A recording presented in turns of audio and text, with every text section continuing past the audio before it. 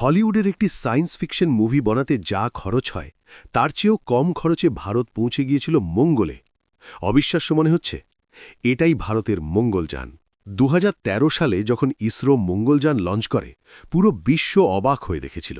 কারণ মাত্র ৪৫০ কোটি টাকা, যা প্রতি কিলোমিটারে মাত্র ৭ টাকা, অর্থাৎ একটি অটো ভাড়ার চেয়েও কম। আমেরিকা, রাশিয়া বা ইউরোপ কেউই প্রথম চেষ্টায় মঙ্গলে পৌঁছাতে পারেনি, কিন্তু ভারত ইতিহাস করেছিল। ২০১৪ সালের ২৪শে সেপ্টেম্বর ভারত প্রথম দেশ হিসেবে প্রথম প্রচেষ্টায় মঙ্গলের কক্ষপথে প্রবেশ করে। মাত্র ৬ মাসের জন্য পাঠানো এই যানটি টানা ৮ বছর মঙ্গলের ছবি পাঠিয়ে আমাদের অবাক করে দিয়েছে। এটি প্রমাণ করেছে যে বড় বাজেট নয়, বড় ইচ্ছাশক্তি আকাশ ছোঁয়ার জন্য যথেষ্ট। ভারতের এই সাফল্য কি আপনাকে গর্বিত করে? কমেন্টে জানান।